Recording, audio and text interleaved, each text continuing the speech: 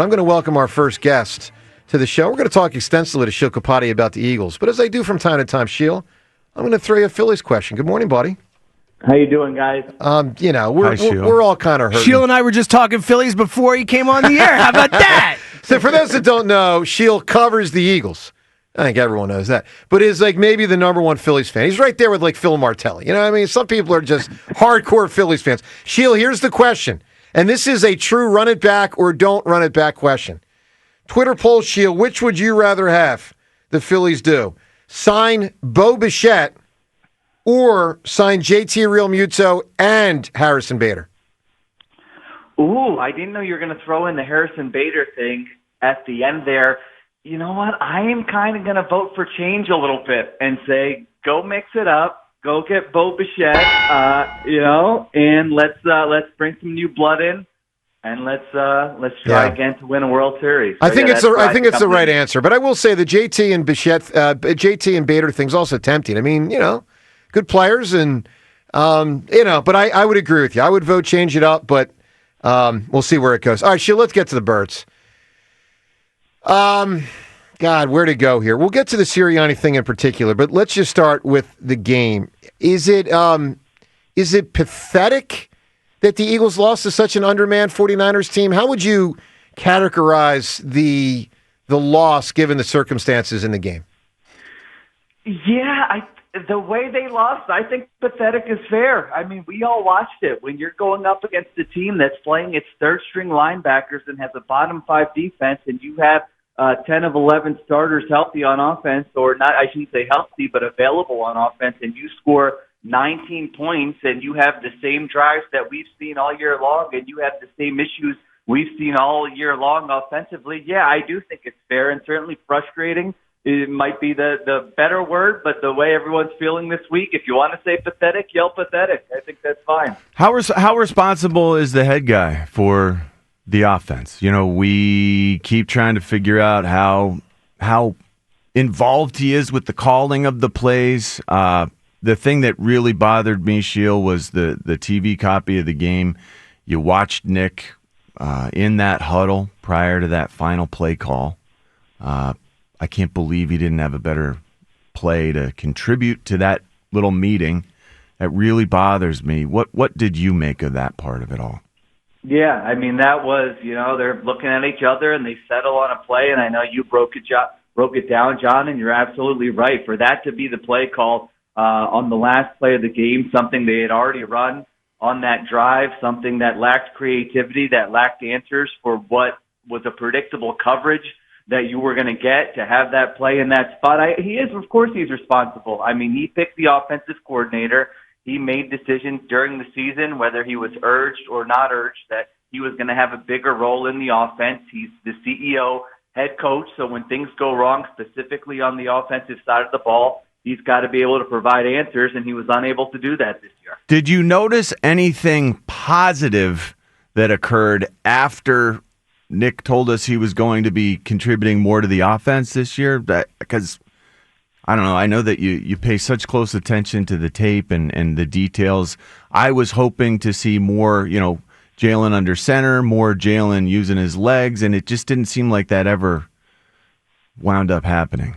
No, I think if you look at it actually statistically after the bye, it got worse. It did not get better as the season went on, and we kept waiting. I know I thought, hey, when the playoffs come around, Jalen Hurts will be used as a runner once again. That didn't happen either. So, no, there were not, major changes. I think what they struggled with, which it was kind of a collection of plays offense, which means that they said, hey, 1 week, let's lean into the play action and the under center, and the next week, hey, maybe we'll run Jalen Hurts a little bit. But there was no cohesive plan that married everything together, and that's what they got to be looking for as they look for this next offensive coordinator. How important is the teaching part of it all?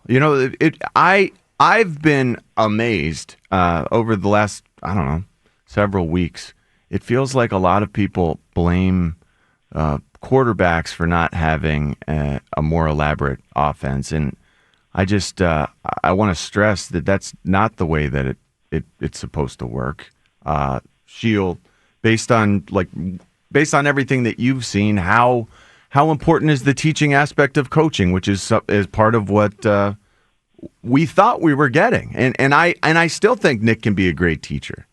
Well, listen, Jalen Hurts, we know has input on the offense, and we know that there are things he prefers, or we think we know there are things he prefers and things that he doesn't prefer, and that's true about every quarterback in the NFL. But when I look ahead here to the guy they're going to hire, I'm at the point where I don't want Nick Sirianni's fingerprints on the offense, and I don't really care that much about what Jalen Hurts prefers. I want a coach who's going to challenge him and say, Jalen, you care about winning. We know you care about winning. We know there are things you're comfortable with, but guess what?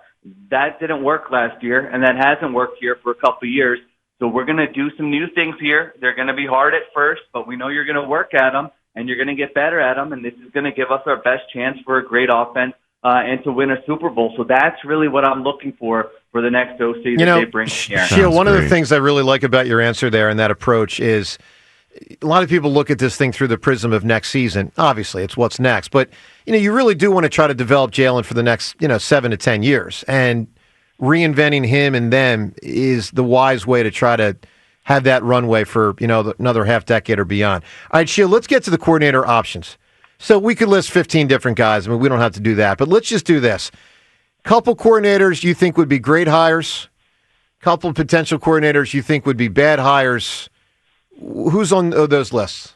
Yeah, so I think a guy I've looked at here is Todd Monken from the Baltimore Ravens, where he was there for over the last 3 years.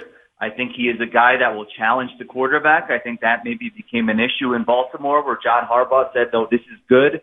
We want to keep him. And maybe in the front office, some of the reporting was, no, we need someone new. So he's got, a history in different offenses, but he likes to push the ball downfield, which I think is very important for a Jalen Hurts offense. I don't want to, it's not always going to be down-to-down consistency. I want to hit on those explosive plays. And the other thing I like about him is, he's a little bit older. He's 59 years old, where I don't think he's going to get a head coaching job in the NFL. So if it works out, he's a guy who could stick around for a while. But he's a guy, who has my attention. And then, I know people have mentioned Mike McDaniel from the Dolphins, who's an interesting name.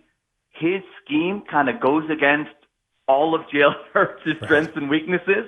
But if what we just talked about, if you say, hey, maybe Jalen Hurts needs to be pushed and can do different things, Mike McDaniel has been a very good offensive coach in the NFL. So he's two. And the third one I'll give you, Cliff Kingsbury from Washington. Now, this is a tough one for me because he specializes in no huddle. You're going to be working from the shotgun primarily, but he has schemed up a very good run game, and I do think he did a good job with the Commanders. So that one I'm on the with fence their young quarterback. With the young quarterback, I think if I had to pick one, Todd Monken is probably one on my list, but I think those are some guys to look at. What about Frank Reich? Monken 59, Frank Reich's got to be 60-something. We like the age because we want him to just slide in here and be like a Vic Fangio. Like this is my last destination, guys. I'm just going to stick around here and coach this team to multiple Super Bowls. How likely is it Frank Reich could do that? Or are his thoughts now passé because it's been so long since we've seen him and he's been out of the dirty work in the game? Yeah, I lean to the latter there. He was great as the Eagles offensive coordinator, and he was great in 2017 and, had some success in Indy. But after that, it got ugly pretty quick. And then in Carolina, so I would want someone who's maybe bringing in some new ideas. I don't think they can be afraid to go out of their comfort zone here. The other name you hear is Brian Daboll, and that one I look at and I go, that Giants offense was one of the worst in the NFL. Daniel Jones leaves Brian Daboll, and he looks like a great quarterback with the Indianapolis Colts. So that's one where, he's worked with Sirianni before. He's worked with Hurts before. But that would, I'm not saying it would be a disaster, but I would see some red flags there where they're opting more for comfort and somebody that these guys know versus going outside their system and who would actually do that. What about some of these young guys? Is that just a pipe dream? The Brian Daboll thing, I also wanted to look at Brian Daboll because of the Josh Allen connection. But then when I realized that, Davis Webb was actually playing as the third-string quarterback next to Josh Allen for some of those developmental years, A guy like that, an up-and-comer. Davis Webb I think he's 30 years old. This is a guy, would you risk going and getting the young up-and-comer when you know it's likely he's just going to leave the next year? Is that burst of offensive awesomeness worth the potential departure right after it's done? Because we know it can win us a Super Bowl. Right. I think if it's somebody who you say is a great candidate and it's the right coach, then you do it, and you don't worry about them leaving. That's going to be part of the gig here. But I also, what we just talked about, a coach that can challenge Jalen Hurts, a guy who's going to have his trust. If it's somebody who's never done the job before and is learning on the fly, that makes me a little bit nervous. So I'm not a hard no on that, but I think my preference would be someone who's done it before, comes in with the credibility. You need a problem solver. That is what you need. You need someone who can adjust. It's not just, hey, this is my system, this is what we're going to do. You need someone who can really assess the quarterback, assess the roster, and come up with answers there. And by the way, for Dayball, I mean, listen, John, I think you and I could call some plays for Josh Allen, and he looks perfect. Yeah. If that's the biggest thing on your resume, and I think it is for him in the NFL, then I would be a little skeptical. So Sheil Kapadia with us right now. AMA, you ask, we answer in about 15 minutes. Of course, the key is get those questions in. Facebook, Twitter, and the text line. What do you want to know? Give us some good, fun, creative questions, whether it's about sports or otherwise. We'll have some fun with AMA in about 15 minutes. Sheil, it's going to be an unbelievable offseason, and next year I think a heightened sense of urgency for Sirianni and Hurts. And I'm curious, whose job do you think is more on the line in 2026? Nick Sirianni or Jalen Hurts? It's a great question. I would probably say Sirianni, but I don't say that strongly, that it's that much more different from one than the other. Obviously, with the coach, you can move on at any point without cap ramifications, and you've invested less in it. But, I think that they have a chance if they land the right offensive coordinator here to get back on track. But you're absolutely right. I mean, this was a disappointing season. I think, the organization is probably disappointed in both those guys and the way they performed this season. So I think all of a sudden, coming off a Super Bowl, you're right, 2 years later, it is going to be one of those, there's all of a sudden a lot on the line for the franchise here next season. Hey, Sheil, good stuff, bud. We'll talk to you next week. It might not be at this time, but we'll certainly dial you up next week and looking forward to it. So I won't give you the big year-end wrap-up thank you, but thanks for being on today's show, bud. Sheil. All right, thanks, guys. Well, how can he be? Wait, Sheil, how can you be the greatest if Ray Didinger exists?